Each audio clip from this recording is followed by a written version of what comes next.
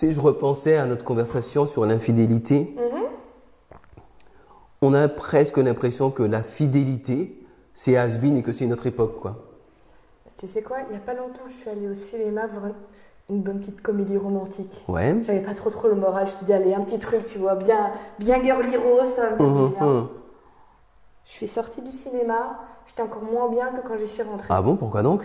Eh bien écoute, c'était une comédie romantique où, pendant tout le film, on glorifiait les uns les autres qui se trompent.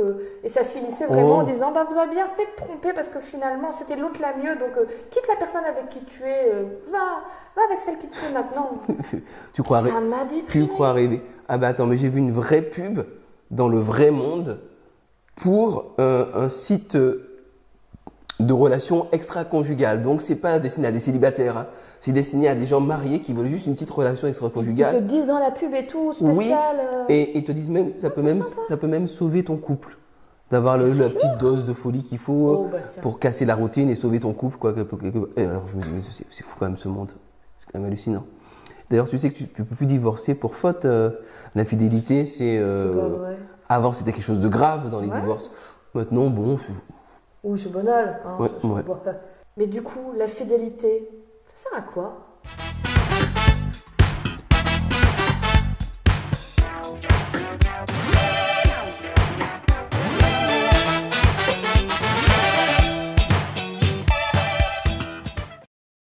Ben, on a fêté nos 20 ans de mariage, puisqu'on en parle. Et je suis sûr que j'ai jamais trompé ma femme. Elle m'a jamais trompé non plus. Enfin, j'espère. De ce que tu sais? De ce que je sais. Non, mais je pense qu'en effet.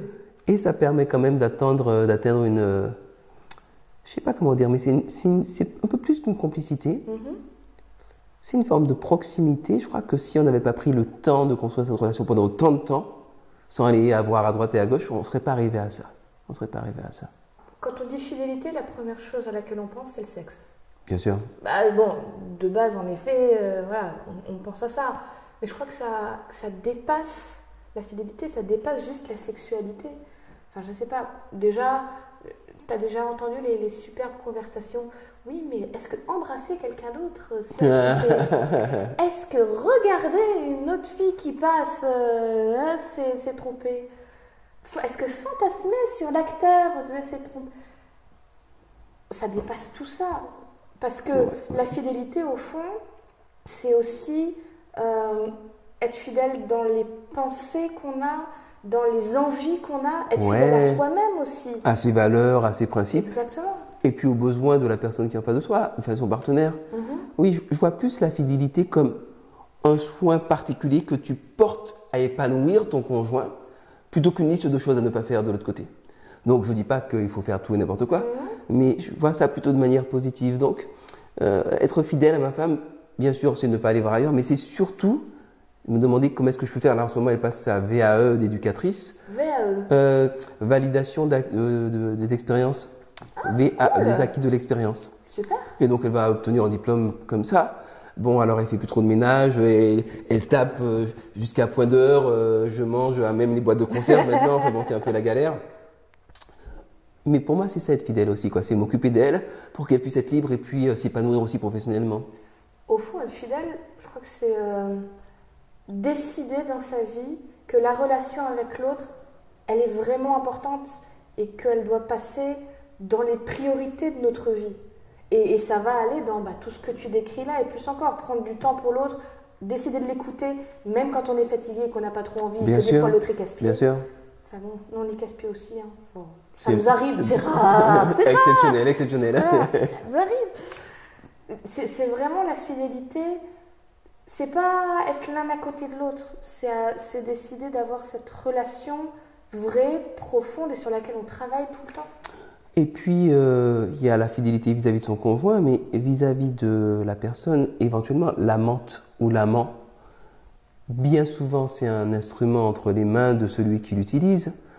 Combien d'histoires j'ai entendues de petites dames qui ont une relation avec un homme marié qui ne veut pas quitter sa femme parce qu'il veut le beurre, l'argent du beurre. Et elle attend. Et elle attend.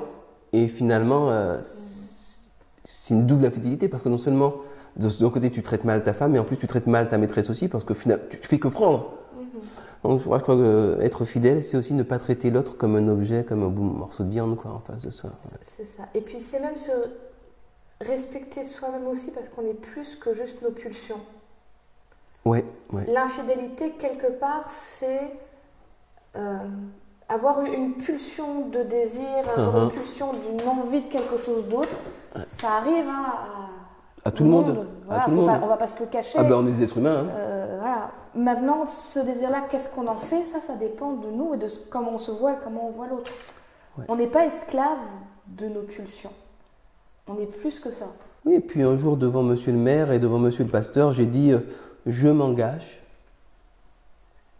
Et cet engagement-là, je veux le tenir parce que j'ai aussi un sens de la parole que j'ai donnée. Et maintenant, on a l'impression que s'engager, c'est la fin du monde. Plus personne ne veut s'engager à rien. Non, je crois que c'est par l'engagement qu'on bâtit des liens solides et puis qu'on peut aller loin. Et puis dans une relation, avoir décidé l'un et l'autre ensemble qu'on sera fidèles et pouvoir avoir cette confiance en soi-même comme dans l'autre, qu'on a pris cet engagement ensemble et qu'on le tient, mais ça permet de s'épanouir dans sa vie. Ça évite de se poser cette question avec inquiétude. Qu'est-ce que l'autre fait? On peut vivre pleinement sans passer son temps à regarder derrière soi, à fouiller les poches de son conjoint.